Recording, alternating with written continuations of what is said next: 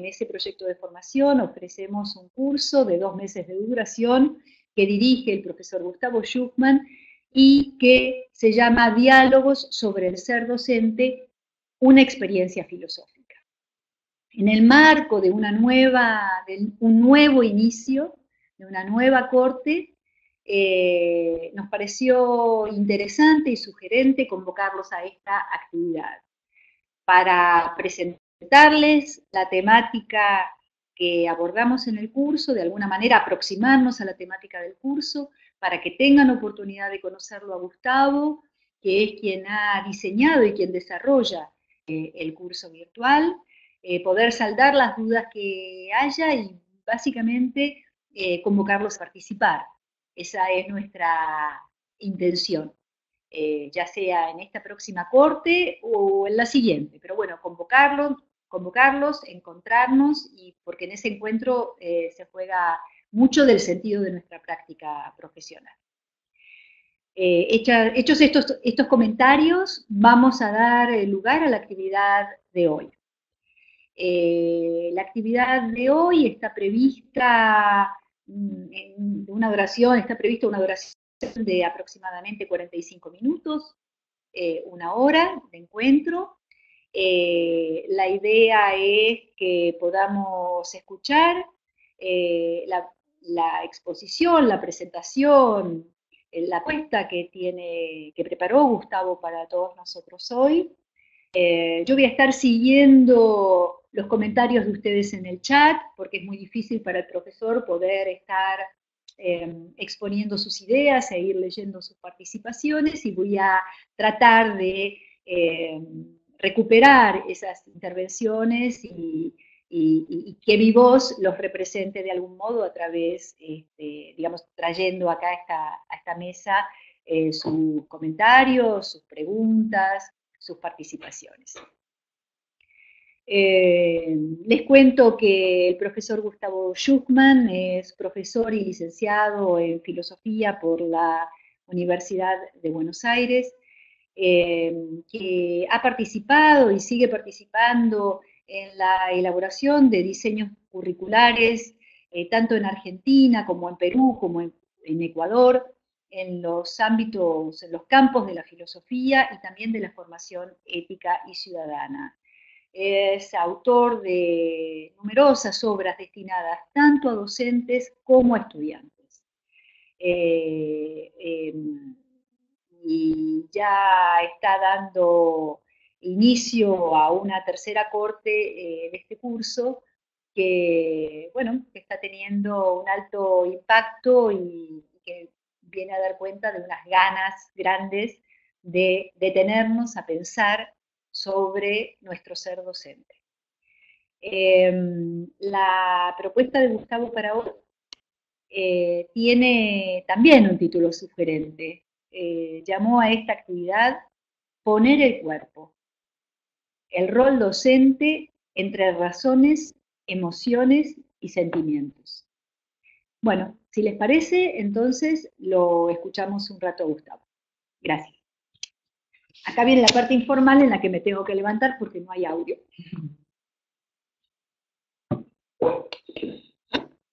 Hola, bueno, buenas tardes, buenas noches. Gracias, Rosita, por la presentación y muy contento de participar de esta actividad. Empecemos. Me parece a mí que preguntarnos por el rol docente es preguntarse nada más ni nada menos que por el sentido de la tarea que estamos realizando. Y a mí me parece que mucho del sufrimiento que hay en la tarea docente tiene que ver con el problema del sentido. En muchas ocasiones, en espacios de capacitación, o a veces en lecturas de textos escritos por docentes, vemos que la pérdida de sentido de la tarea puede ser una causa muy grave de sufrimiento. Y escucho a veces decir a algún docente, no puedo con tantos alumnos, a esto me lo llevo en el cuerpo, ¿no? Entonces la idea del cuerpo ya la empezamos a traer como aquello que sufre, ¿sí? Cuando no podemos con lo que estamos haciendo. por una pérdida de sentido de la tarea. Esto me parece importante y quisiera entonces hacer una propuesta de reflexión y de intento de repetición de un sentido que yo creo que va más allá de aquello que podemos encontrar en cada materia, en cada estructura, en cada espacio curricular que nosotros estemos dictando. Hay una figura que utiliza Sartre en el Ser y la Nada, que es la figura de alpinistas que suben una montaña y que están haciendo esa travesía, y en un momento uno de ellos se frena y dice, no doy más, me quedo acá. Y Sartre se pregunta por qué este hombre no da más si está tan preparado como los demás para llegar a la cima. ¿Por qué los demás sí y él no? Y él mismo se responde, muy probablemente la razón por la cual este hombre no quiere seguir no tiene que ver con un cansancio físico objetivo, sino que tiene que ver con la pérdida de sentido. Es decir, no quiere ya llegar a la cima. Y al no querer, la travesía se le vuelve insoportable. Aquello que para los demás es parte de la aventura, sentir ese dolor físico, sentir el cansancio y seguir adelante, para él ya no tiene valor. Y por lo tanto, las piernas no le dan.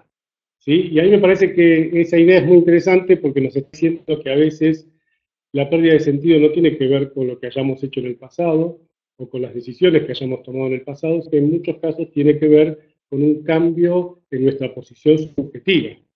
¿Sí? Algo nos ha pasado por lo cual aquello que antes nos parecía interesante, soportable, hoy nos resulta vacío e insoportable.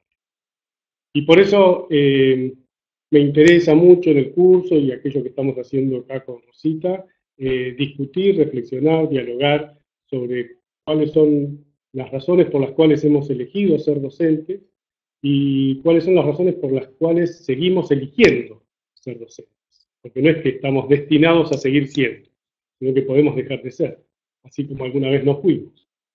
Entonces, por ahí va la cosa, ¿no? Y pensando en el sentido, creo que la tarea docente es una tarea social, eminentemente social, a diferencia de otras labores, y que entonces ese sentido hay que encontrarlo en la relación con el otro, ¿no? La tarea docente es una tarea en la que vivimos cotidianamente con otros. Hay una vida en común que se desarrolla en el día a día. Esa vida en común con nuestros pares, con las autoridades, con los niños, con los adolescentes. Y entonces hay que pensar el sentido, por lo menos uno de los sentidos posibles, en la relación con el otro. Y la pregunta que me hago respecto del sentido es, ¿para qué educamos? Esa pregunta puede tener diversas respuestas. Por ejemplo, en los documentos curriculares podemos encontrar algunas. Por ejemplo, que educamos para que los chicos tengan herramientas para poder continuar con sus estudios o que sean capaces de desempeñarse en el futuro en el mercado laboral o que se formen como ciudadanos. Pero me parece que no alcanza con esas respuestas, ¿no? Y que una respuesta posible que va más allá de lo que dicen los documentos es que nosotros, docentes, educamos para lograr que chicos y chicas, adolescentes, lleguen a la mayoría de edad.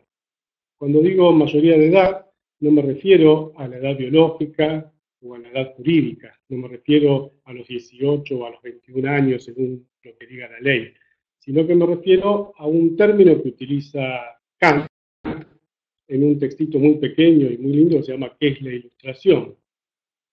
Kant dice que ser mayor de edad es ser capaz de pensar por sí mismo.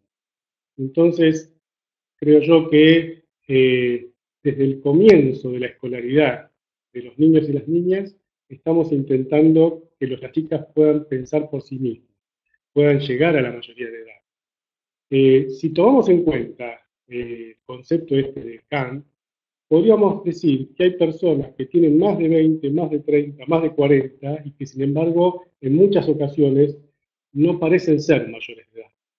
¿Y por qué no parecen ser mayores de edad? Porque no piensan por sí mismos, porque no son capaces de decir, no son capaces de elaborar un pensamiento propio. Lo relaciono también con otro concepto de un filósofo alemán llamado Heidegger, que nos habla de la existencia inauténtica. Heidegger dice que ser inauténtico es vivir según el impersonal, pensar como se piensa, sentir como se siente, hablar lo que se habla, es decir, estar todo el tiempo siendo hablados por otros. Y uno podría encontrar en la relación con otros aquellos que son hablados por otros y no pueden hablar por sí mismos. Siguiendo con estas metáforas y con autores, ¿no? Hay un texto muy lindo de Italo Calvino, que se llama Las ciudades invisibles, en el que Italo Calvino va relatando un viaje, que es el viaje de Marco Polo, pero es un Marco Polo ficticio, en el que este viajero le cuenta al emperador todo lo que va viendo en las distintas ciudades que visita. Y hay una ciudad que se llama Aglaura, que según Marco Polo tiene una característica muy peculiar, y es que los aglaurianos hablan de la realidad en la que viven, pero que él como extranjero no ve aquello que los aglaurianos dicen de esa realidad. Y Marco Polo dice finalmente, pero los aglaurianos están conformes con repetir y no se interesan por decir. O sea, con repetir lo que los otros también dicen sobre esa realidad y no tratar de ver efectivamente cómo es la realidad. Cuando leía a Marco Polo y a su Aglaura, pensaba en esos espacios de capacitación donde muchas maestras, maestros jóvenes, repiten un discurso que en realidad es el discurso de personas que están hace muchos años en las escuelas. Es decir, toman como verdad un discurso que es de otros y lo asimilan como si fuera propio, pero sin cotejar con lo que realmente sucede. Y entonces uno se lamenta de que estas personas jóvenes, en lugar de vivir la propia experiencia y tratar de generar un pensamiento propio sobre lo que viven, se dejen llevar por lo que dicen otros y repitan. Esa repetición no es inofensiva, sino que es una repetición que finalmente genera realidad. Es decir, si yo pienso o digo que la realidad es de tal manera, voy a actuar de determinada manera. Si yo cambio mi mirada sobre la realidad, puedo cambiar también mi manera de actuar sobre ella. Entonces me parece que tanto en el mundo de los adultos como en el mundo de los niños y las niñas, tratamos los docentes de lograr que los chicos puedan decir y no tanto repetir. Quienes hemos pasado por la escuela secundaria de hace muchos años, vivimos la necesidad de tener que repetir para no repetir. Es decir, si repetíamos lo que los docentes querían que repitiéramos, entonces no repetíamos de año. Esa era un poco la lógica de cierta escuela que sufrimos los que somos más adultos. Y eso es lo que quisiéramos dejar de lado. Por supuesto, siempre que se aprende, hay mucho de repetición. Hay que repetir para poder, eh, terminar diciendo, ¿no? Es un poco la experiencia del músico.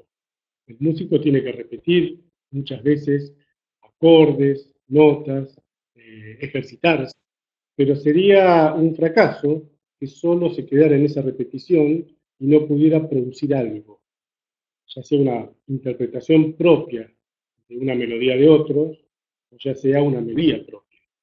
Entonces, por supuesto que la repetición es necesaria para generar una capacidad, pero con el hábito solo no alcanza para poder producir.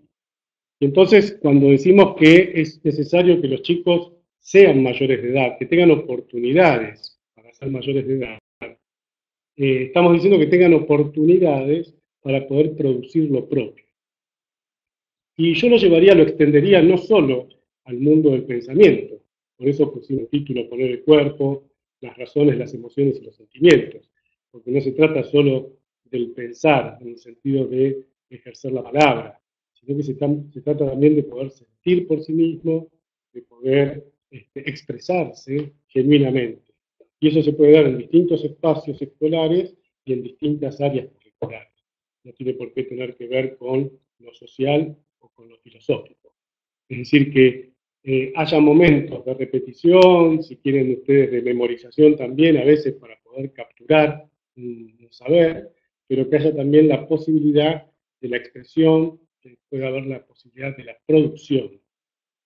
Alguna vez leí una anécdota según la cual un profesor le dice a su alumna, pensá antes de hablar, y la alumna le responde, pero ¿cómo puedo saber lo que pienso si no me lo oigo decir? Y ahí me parece que la alumna le da una lección a ese profesor, diciéndole, si querés que piense, déjame hablar. Porque el hablar y el pensar no son cosas tan distintas, sino que van de la mano. Yo quiero lograr que los chicos piensen por sí mismos. Tienen que tener oportunidades para hablar, porque el hablar es un modo de producción del pensamiento. Cuando nosotros hablamos, vamos pensando mientras hablamos. Cuando escuchamos a otro hablar, también vamos pensando sobre lo que el otro dice, aquello que el otro está diciendo con su habla. Entonces, en el escuchar y en el hablar, se va produciendo un pensamiento. Vamos construyendo pensamientos, salvo que cada uno venga solo a expresar o a mostrar lo que ya había pensado antes y no tenga ninguna intención de pensar en ese momento. Ese sería el fracaso del intercambio, ¿no? Si intercambiamos palabras solo para decir lo que ya pensamos y no tenemos ningún interés por lo que el otro pueda estar pensando, entonces será un simulacro de diálogo, pero no hay diálogo. En el auténtico diálogo, las personas comparten lo que piensan, pero al mismo tiempo van pensando mientras van compartiendo lo que piensan. Entonces voy trayendo aquí algo que tiene que ver con el cuerpo, una parte del cuerpo no muy tangible, que es la voz, ¿no? Me parece a mí que poder ser un buen docente es poder ser un buen discente, o sea, alguien que sea capaz de decir, que tenga algo para decir y que sepa cómo decirlo, cómo transmitirlo. Es decir, así como estamos diciendo que quisiéramos que niños y niñas puedan pensar por sí mismos, para ello también es necesario que haya un sujeto adulto capaz de pensar por sí mismo. Y eso significa que es capaz de decir. Y si es buen docente, sabe cómo decir y sabe cómo transmitir aquello que quiere transmitir. Cuando hablamos del intercambio entre personas a través de la palabra, nos referimos a un concepto también que es el diálogo, ¿no? Me parece a mí que si queremos, si estamos de acuerdo, porque por ahí aquí en este grupo que se está conformando hoy en esta charla, tal vez no estemos todos de acuerdo, pero si estamos de acuerdo en que un objetivo fundamental de la educación es lograr que los chicos puedan pensar por sí mismos, y extendemos esto no solo al mundo del pensar, sino también del sentir y del actuar, estaríamos de acuerdo también que hay que hacer circular la palabra. Y el camino regio para esa circulación de la palabra sería el diálogo. Cuando digo diálogo me refiero a un concepto que podríamos decir es una herencia filosófica, ¿no? Es una herencia de la filosofía antigua. Sabemos todos que Sócrates fue de algún modo el fundador del diálogo en tanto práctica cotidiana, ¿sí? Por lo menos de aquellos que conocemos, personajes existentes de la filosofía. Saben ustedes que Sócrates no escribió nada, y no porque no sabía escribir, sino porque estaba en contra de la escritura. Él decía que frente al escrito no se podía hacer nada, porque el texto escrito nunca respondía las preguntas que un lector le podría llegar a hacer. ¿Sí? Si yo le pregunto al libro algo, el libro me va a contestar siempre lo mismo. Y eso es lo que Sócrates rechazaba. El conocimiento, el saber, tiene que surgir del intercambio dialógico, pero un intercambio entre sujetos de carne y hueso, en el cara a cara. Y por eso Sócrates se dedica a hablar con aquellos supuestos sabios de la época y a tratar de dialogar con ellos. Una característica del diálogo socrático que yo quisiera traer porque me parece que tiene que ver también con lo que pensamos acerca de la docencia, es que Sócrates sostenía que para poder dialogar tenemos que considerarnos sujetos falibles, ¿no? No podríamos dialogar con otro si uno de los que entran en diálogo, pretende entrar en diálogo, cree que ya sabe, El que cree que ya sabe no tiene interés en dialogar con el otro, porque ¿para qué va a querer saber lo que el otro piensa si no hay nada que rescatar de ahí? Si yo ya soy un sujeto inflado, infatuado y cerrado, entonces no tengo necesidad de dialogar. Para que el diálogo sea genuino, tiene que haber sujetos que se consideren falibles, es decir, que puedan llegar a sentir el error, la falla, la falta, y por lo tanto el deseo de querer saber y el deseo de querer escuchar a los demás. Saben ustedes que Sócrates decía, solo sé que no sé nada. Esa frase es muy conocida. Y el solo sé que no sé nada puede ser interpretado como, no tanto como alguien que está diciendo efectivamente que no sabe nada, sino que frente a lo que puedo saber, lo que sé vale nada, y que aun cuando crea que sé, es probable que lo que sé sea incorrecto, o que se pueda corregir, o que sea provisorio. Entonces esa es la conciencia de la propia falibilidad. Y eso es un poco lo que uno quisiera lograr en espacios áulicos, ¿no? Que tanto el docente como los chicos, las chicas, se consideren falibles, consideren que el conocimiento puede ser puesto a discusión y que puede haber mucho que aprender del otro.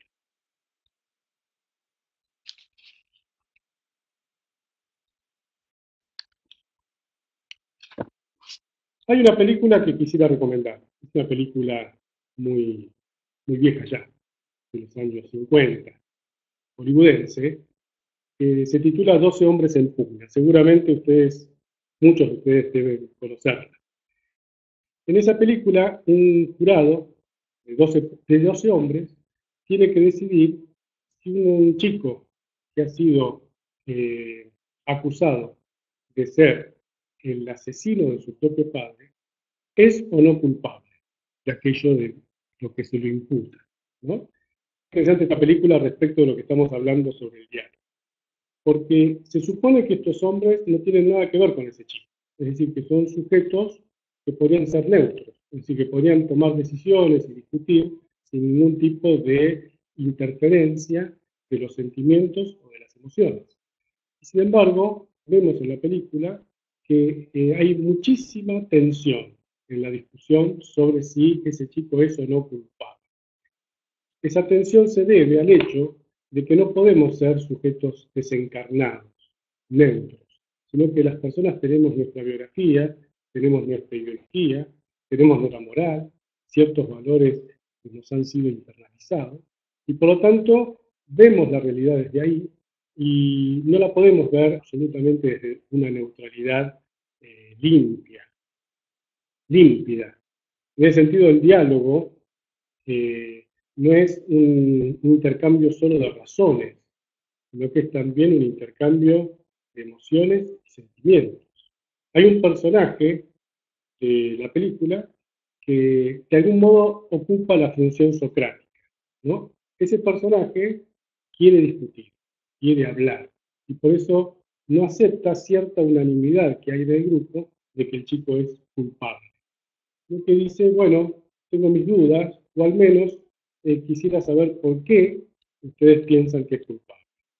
Y durante toda la película vemos a este hombre ejerciendo esa función socrática. ¿Por qué digo función socrática? Porque no es que él trae otra verdad diferente de la verdad que tienen los demás, sino que él simplemente, con preguntas, trata de lograr que los otros integrantes del jurado piensen sobre lo que están diciendo, se salgan del prejuicio, se salgan de los preconceptos y puedan pensar. Pero es fundamental ver cómo intervienen los sentimientos, cómo intervienen las razones, pero más que nada la emoción que interrumpe de algún modo esa búsqueda conjunta. Entonces me parece a mí que no podemos pensar que el diálogo es solo un intercambio de razones, sino que también hay emociones y hay sentimientos. Respecto de los sentimientos, podríamos hablar de distintos sentimientos, pero en lo que atañe al tema que estamos tratando, hay unos sentimientos que un autor inglés llamado Strawson llama sentimientos morales. Lo que dice Strawson es que hay un tipo de sentimiento que podemos compartir con los demás, que podemos explicar por qué sentimos lo que sentimos y hasta podemos querer que los demás sientan como nosotros. No cualquier sentimiento tiene estas características. Por ejemplo, si yo amo a alguien, no tendría derecho a pedirle a otros que también lo amen. Es una cuestión personal. No puedo pretender que los demás sientan lo mismo que yo respecto de algunos sentimientos. Pero los sentimientos morales son sentimientos comunicables y además son universalizables. ¿Cuáles son esos sentimientos, según Strawson, y que yo traduzco de esta manera, ¿no? Un sentimiento sería el de la humillación. Una persona siente humillación cuando capta una injusticia que se ha cometido contra ella. Es decir, yo me siento humillado cuando me doy cuenta de que han sido injustos conmigo, que me han cometido un daño y de que no hay derecho a que me traten así. Entonces reacciono, me siento de esa manera y digo, no hay derecho. Es una conciencia de la injusticia, pero es un sentimiento, no es simplemente algo racional. A mí me parece muy importante introducir la cuestión de los sentimientos para pensar los problemas morales, porque no es verdad que nosotros podemos captar lo bueno o lo malo leyendo libros de ética, así como no captamos lo bello o lo feo leyendo libros de estética. No es la racionalidad, no es la comprensión conceptual lo que nos hace captar un valor o un disvalor, sino que tiene que haber una carga emocional. Yo capto la injusticia cuando me siento humillado. Capto la injusticia cuando aquello que está pasando me produce rechazo o repugnancia. Capto lo bueno cuando algo que está sucediendo me da satisfacción o me da orgullo, si eso bueno lo he realizado yo. Entonces, quiero decir, no alcanza con la comprensión conceptual de una injusticia o de lo justo para captar realmente un valor. Entonces, la humillación sería la captación de una injusticia de parte de alguien que se siente víctima de esa injusticia. El otro sentimiento es el de la indignación. Una persona se siente indignada, en la terminología de Strawson, cuando ve que algo que está pasando es injusto, pero no se siente parte de aquello que está pasando, simplemente se siente espectador. Sería como aquel que lee el diario y se va indignando mientras lee el diario, pero no se siente partícipe de eso que está leyendo, ¿no? De aquella realidad sobre la que se está enterando a través del diario. Entonces también dice, no hay derecho, esto no debería pasar. Y el tercer sentimiento es el de la culpa o el de la responsabilidad, que es cuando alguien reconoce, se da cuenta de que ha cometido un daño a otro, de que no actuó bien y que cometió una injusticia. Y entonces sobreviene, por ejemplo, el arrepentimiento o sobreviene el deseo de reparar. ¿Por qué estos sentimientos son distintos de otros? Porque se pueden explicar, yo puedo explicar qué me está pasando frente a esta situación, y porque puedo querer que el otro sienta como yo en caso de que observe o viva una situación como la que yo estoy observando o viviendo, ya sea como víctima o como victimario. Quiero decir entonces que puedo querer que el otro sienta lo mismo que yo. Y esto es re interesante para verlo en el aula, ¿no? Porque cuando queremos poner el tema de los sentimientos en el aula, creo yo, estos son los sentimientos más importantes que hacen a la formación ética y hacen a la formación ciudadana. Por supuesto, no solo los que captan las injusticias, sino también los que captan la justicia. No solo los sentimientos negativos o de rechazo, sino también, por ejemplo, el sentimiento de orgullo frente a algo que uno ha hecho, o el sentimiento de agradecimiento frente a alguien que nos ha hecho un bien. Por eso me parece a mí importante introducir esta cuestión. Con respecto al sentimiento de agradecimiento, nosotros en la escuela, especialmente en los primeros años de la escolaridad, solemos enseñar ciertas pautas de conducta o ciertas normas de trato social. Por ejemplo, le decimos a un chico, ¿qué se dice? El chico tiene que decir, gracias. Y bueno, está muy bien, estamos enseñando algo que hace a la convivencia más amable. Pero el hecho de que un chico sepa lo que tiene que decir no quiere decir que se sienta agradecido.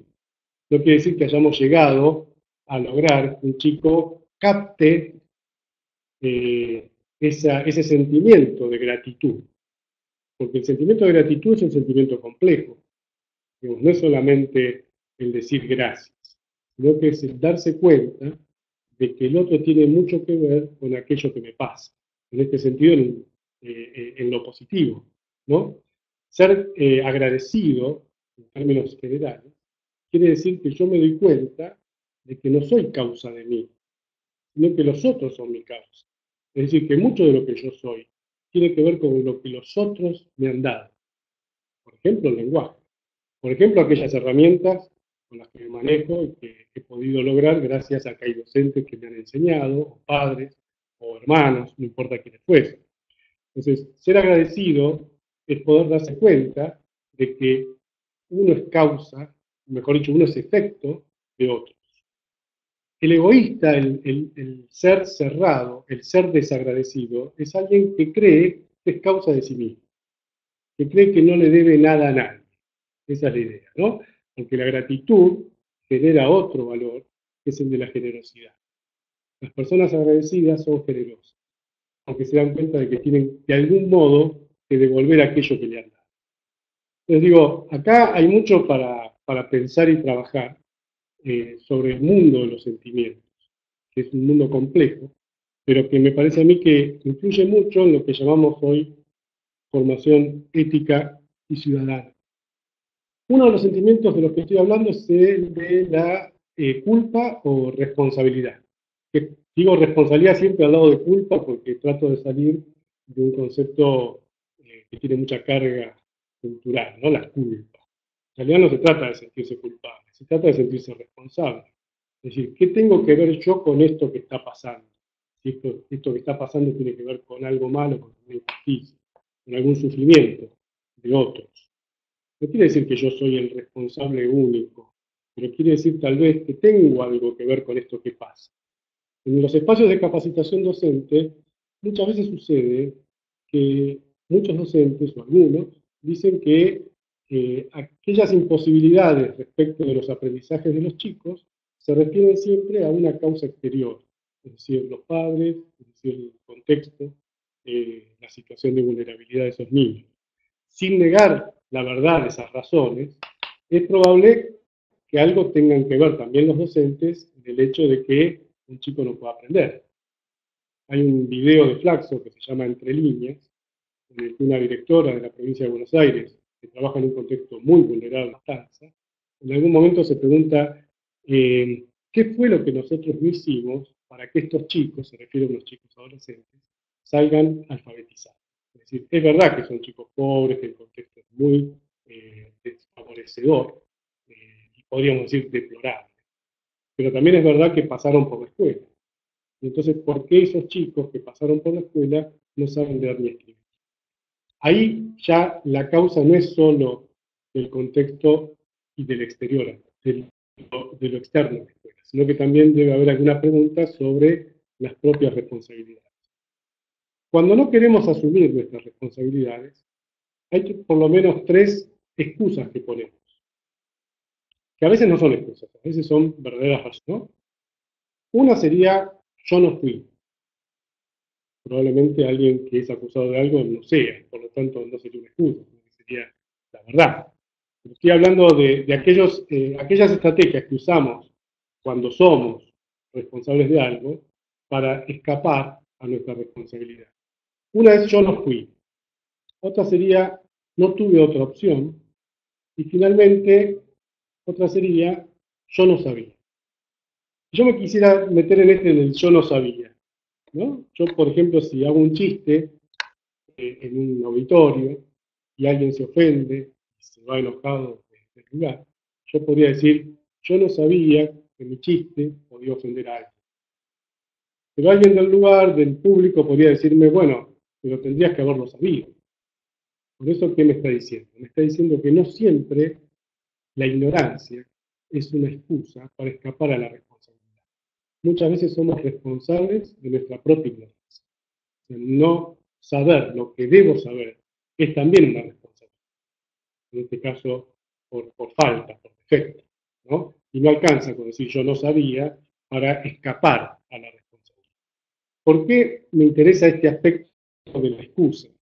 Porque me parece que la escuela tiene mucho que hacer en reponer saber, en dar saber, en hacer que los chicos sepan cada vez más y por lo tanto sean cada vez más libres, pero también cada vez más responsables, que tengan menos posibilidades de decir yo no sabía, ¿no? Cuanto menos ignorantes somos, más libres somos, tenemos mayor capacidad de acción, pero también somos más responsables y tenemos menos excusas para escapar a la adjudicación de la responsabilidad por parte de los otros. ¿Cómo vamos? Vamos muy bien. Me voy a acercar, Gustavo, ya que estamos con una sola pantalla, para contarte que algunas de las cosas que fueron surgiendo mientras vos ibas hablando.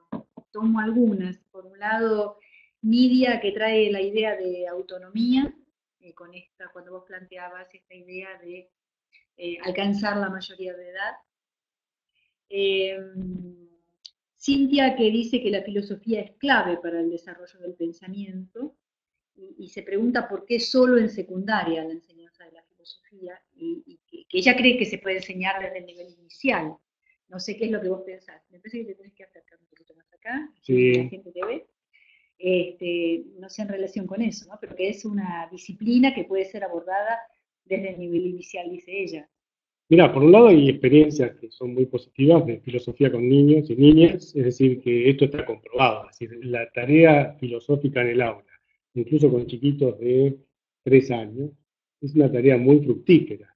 No porque uno les vaya a enseñar a Aristóteles a chicos de 3 años, sino porque ofrece la filosofía con niños espacios de diálogo en el que los niños pueden pensar en voz alta, es decir, finalmente lo que se hace en la filosofía con niños es traer al aula objetos provocadores, como lo llama un autor que se llama Gustavo Santiago, objetos provocadores que pueden ser un cuento, una imagen, un hecho que haya sucedido, para generar en los chicos un pensar, ¿no? Y ese pensar juntos, que yo les decía tan importante de lograr en las aulas, con chicos más grandes, también se puede lograr con los más chiquitos. Y en los chiquitos hay algo muy interesante que es lo genuino, ¿no? Es decir, esa idea del repetir no está tan instalada en un niño pequeño y sí por ahí ya está en un alumno que ya sabe las reglas de juego del ser alumno, ¿no? Claro, ya aprendió la gramática. Claro, entonces está, escolar, bueno, ¿no? a ver qué querrá que yo le diga, entonces pues le voy a responder lo que está esperando que yo responda. Entonces ahí hay que tratar de romper eso. En cambio, con niños pequeños, eso no es un problema, no es un obstáculo. Pero, de hecho, la filosofía está presente en algunas aulas del nivel inicial y de la primaria. Jocelyn decía en la línea de lo que vos estás diciendo, ¿no? Repetir no es filosofar. Exactamente. No, y cuando en los cursos que estamos haciendo de diálogo sobre el ser docente, algunos que han pasado por la filosofía y que incluso son profesores de filosofía, cuentan su mala experiencia con el aprendizaje filosófico. Es decir, que no han tenido esa oportunidad de pensar con otros, que no han vivido la filosofía como algo vital, como algo que tiene que ver con los problemas, con, digamos, con las cuestiones existenciales. Entonces me parece que la filosofía tiene que estar activa, ¿no?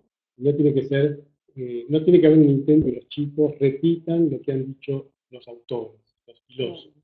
No caemos en la misma de poner al texto por delante de los problemas.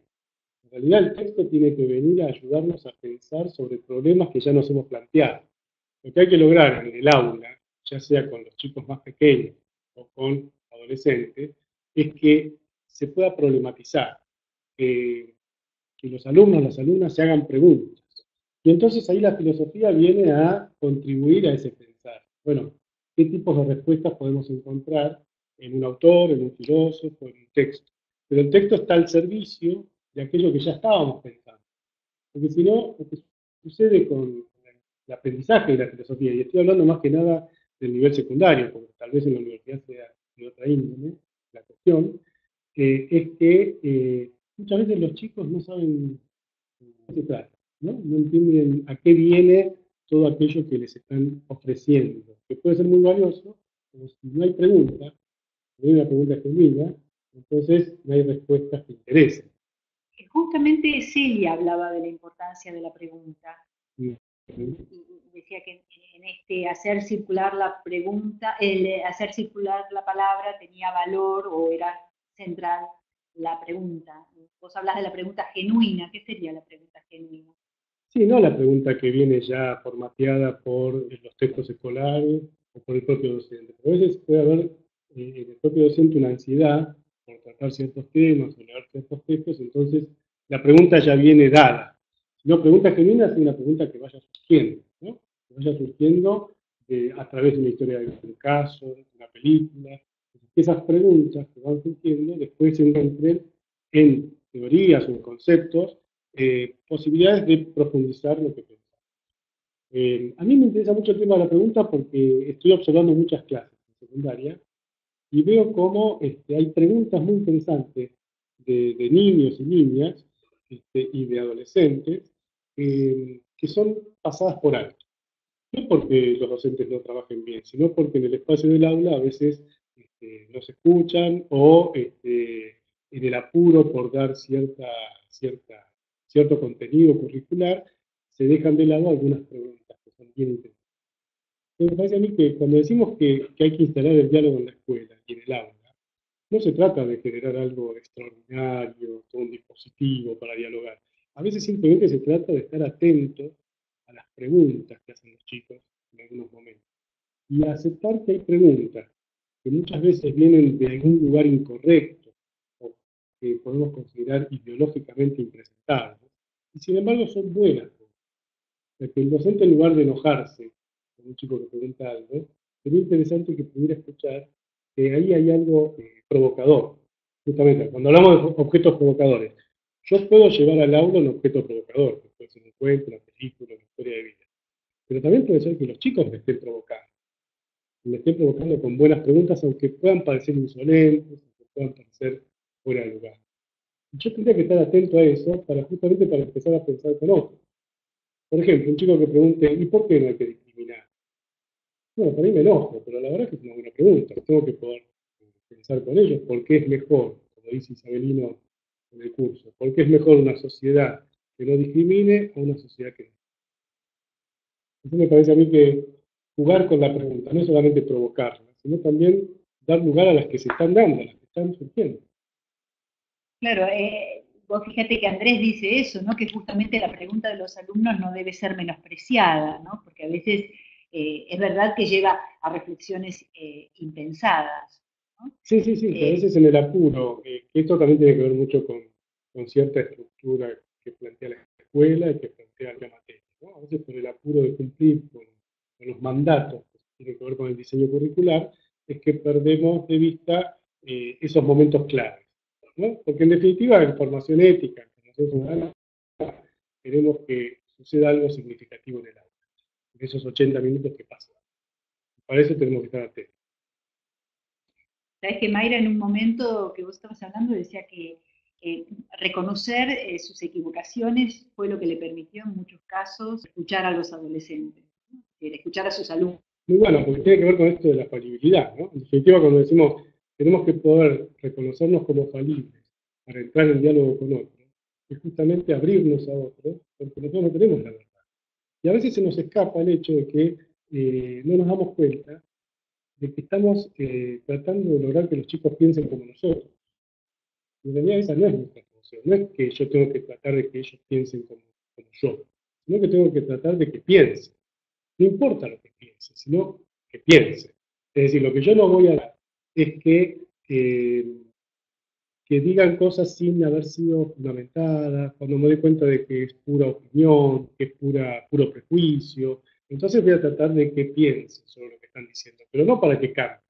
Ahí siguen diciendo lo mismo, pero quiero lograr con buenas preguntas que se apropien del pensamiento, que no repitan lo que otros dicen, solo repitan.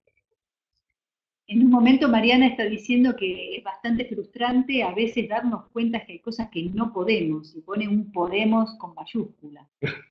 Bueno, muy bien. Bueno, claro, porque además el problema que tiene este desafío es que es muy difícil de lograr resultados eh, tangibles, ¿no? Es muy probable que lo que los chicos y las chicas van aprendiendo, si nosotros lo jugamos a trabajar de este modo, no lo podamos evaluar de un modo preciso, sino que van transitando por una experiencia que seguramente será positiva, pero tal vez no podamos tener ese feedback que quisiéramos tener y que se logra mucho mejor si simplemente enseñamos una materia y después tratamos de que aplique lo que enseñamos y terminamos evaluando. Quisiera ir a una frase, hablando de la pregunta, una frase de una filósofa española, María Zambrano. Ella dice, no tener maestro es no tener a quién preguntar y, más hondamente todavía, es no tener ante quién hacerse preguntas. Entonces, si pensamos en esta frase, no tener maestro es no tener a quién preguntar y es no tener ante quién hacerse preguntas. Yo creo que hay dos dimensiones del ser maestro que aparecen aquí. Una es la de poder responder. Es decir, no tener a quién preguntar quiere decir que el maestro tiene que ser alguien capaz de responder. Los chicos muchas veces preguntan, o nosotros tratamos de generar en ellos algunas preguntas, sobre las cuales hay respuestas. Si un chico pregunta por qué flotan los barcos, eso tiene una respuesta.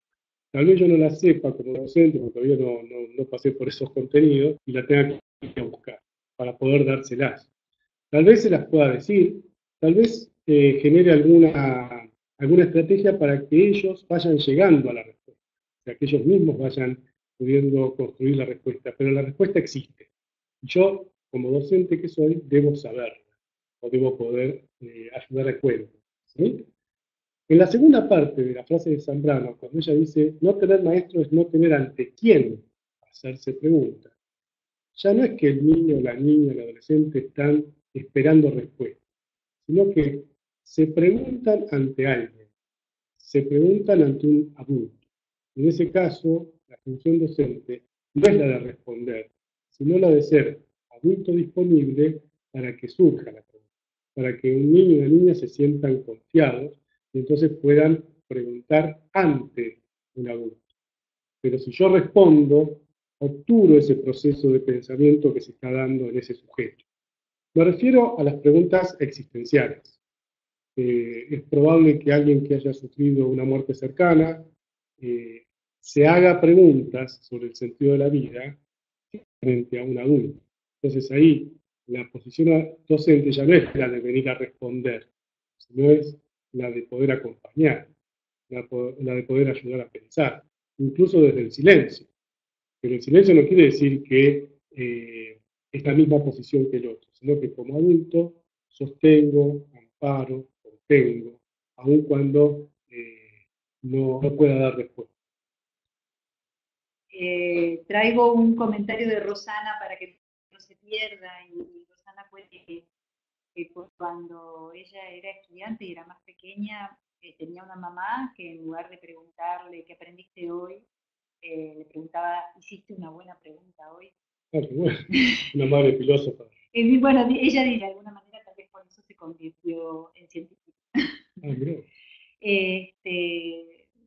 Bueno, surge el tema de lo que cuesta en la formación docente la reflexión, lo que cuesta la pregunta genuina en el espacio de formación docente, lo que cuesta que los pibes puedan expresarse.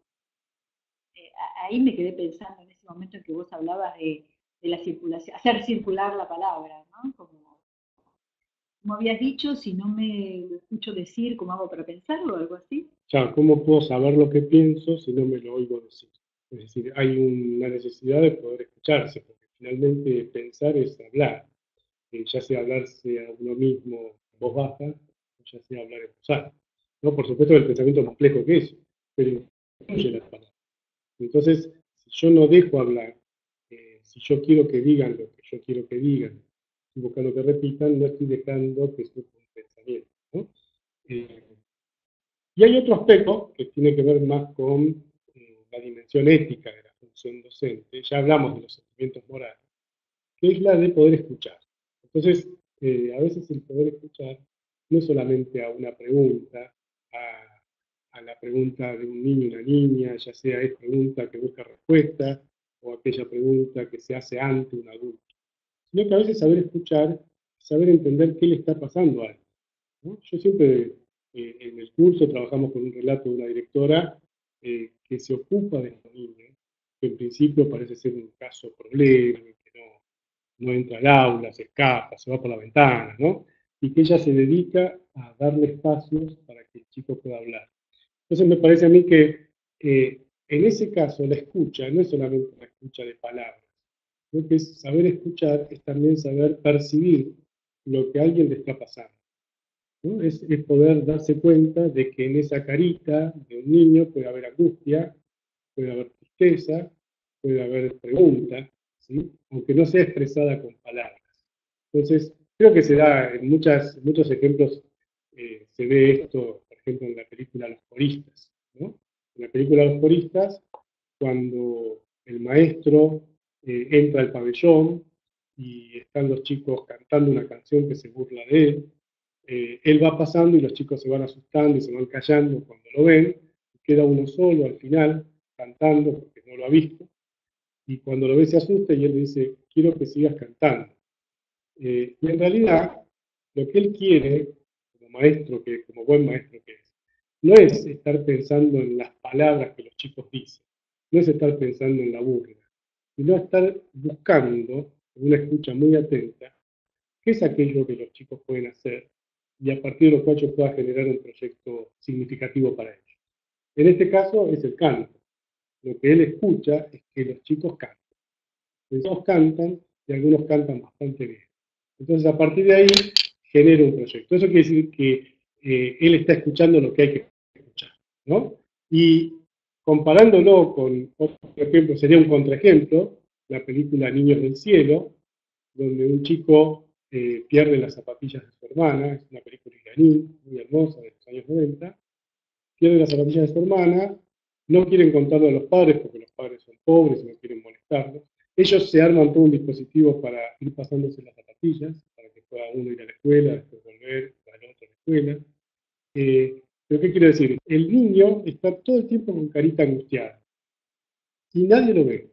Nadie lo ve, no lo ven los adultos. No es que lo traten mal, no hay personas malas en la película, pero nadie ve la carita angustiada de este niño, ¿no? Entonces quiero decir, hay adultos que no escuchan. Escuchar significa poder percibir, no es simplemente ponerse a hablar.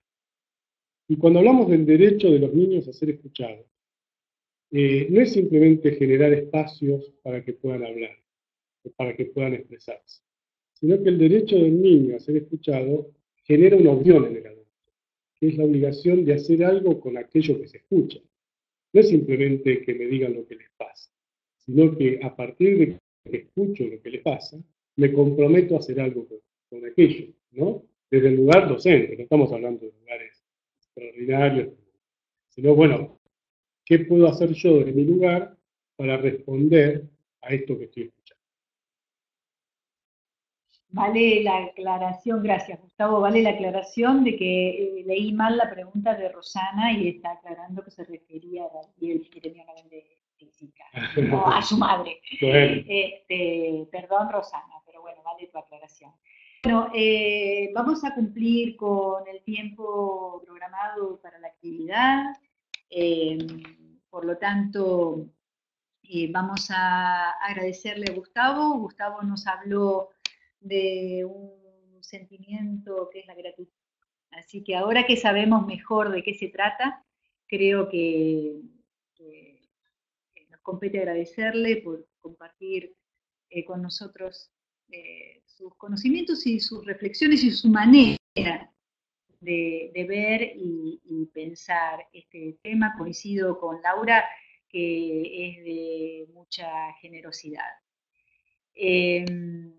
Necesito una vez más invitarlos a participar en el curso de diálogo sobre el ser docente. Ya se aproximaron al tipo de, yo diría que más que el tipo de contenido ya se aproximaron a la perspectiva, al modo de construir determinadas ideas, al modo de interpelarnos entre todos eh, en términos de razones, de sentimientos, emociones. El título Poner el cuerpo de esta actividad surgió de un intercambio de Gustavo con algunos colegas, suelen ser intercambios muy ricos, y nos quedamos pensando bastante sobre esta idea de poner el cuerpo en la práctica docente. Estamos empezando el 30 de agosto, estamos muy contentos porque estamos con una convocatoria muy interesante, lo que da cuenta de algo que estamos necesitando tramar y tramitar todos los que estamos en la docencia. Y entonces estamos contentos de crear ese espacio donde, lo tengo acá Gustavo, yo muchas veces le digo, uy, estaba leyendo esta conversación y me quedé pensando en cosas que me suceden en torno a, y algunas son de la práctica profesional y otros de la vida misma. Bueno, gente, muchísimas gracias también a ustedes por sumarse. Son profesionales de la educación, son profesores, saben muy bien cuánto nos importa a todos nosotros este tipo de intercambio, el diálogo, la generosidad de la escucha, la oportunidad de la palabra. Así que bueno, ¿es verdad que alguien pidió un tango? Bueno, un momentito. Acá entonces llegó el momento de la verdad. ¿Quién sabía que Gustavo es cantor de tango? No, no sabemos. A ver, no estamos llegando a hablar, pero les queremos contar una cosa. En el marco de este curso, eh, hemos desarrollado un libro enriquecido en formato digital, eh, que es parte del curso, que es un libro en el cual Gustavo desarrolla todos estos temas, pero que además, yo les decía, es un libro enriquecido porque se suma la voz de Gustavo a través de los tangos. Gustavo es cantor de tangos, canta tango de una manera exquisita para mi sensibilidad. Bueno, y hace una propuesta donde yo creo que trama también entre estas reflexiones filosóficas con algunas letras de tango que según él me viene convenciendo, son nudos centrales del pensar filosófico. Así que, ¿te animás, Gus, a cerrar con algo de tango, sí, así, a capela? Cierra Gustavo y nos despedimos con la beta tanguera de Gustavo. Nos vemos en el curso. Bueno, pero introduzco algo, porque si no, tiene gracia. No, un tema del tango, por supuesto, es la nostalgia. Ustedes saben que muchos tangos son muy nostálgicos. ¿Qué quiere decir nostalgia? En el librito La ignorancia de Milán Kundera, él dice que la nostalgia es el sufrimiento causado por el deseo incumplido de volver. Y dice también Kundera que Ulises, el de la Odisea, fue el primer nostálgico, ¿no? Ustedes saben que Ulises se fue de su pueblo natal a luchar a la guerra de Troya. Terminó esa guerra, pero tuvo muchos inconvenientes para volver a su pueblo. Pero siempre quiso volver. Ulises fue muy tanguero, ¿no? Porque siempre tenía presente lo que se llama en la traducción de la Odisea la luz del regreso. Incluso una diosa le ofreció la inmortalidad porque se enamoró de él y él le dijo, no, prefiero volver, ¿no? Entonces hasta ahí tenemos a un tanguero. Pero cuando vuelve, finalmente, pasan 20 años, fíjense ustedes, llega a su pueblo, se termina el tango. ¿Por qué? Porque está todo como era antes. Incluso está intacto el amor que él siente por Penélope y el amor que Penélope siente por él. Se reconocen y se aman. Por lo tanto, ahí ya no hay tango, porque en el tango nunca se vuelve. La nostalgia nunca se resuelve, ya sea porque uno se queda anclado en París o porque cuando vuelve al barrio, mi barrio no es este, cambió de lugar.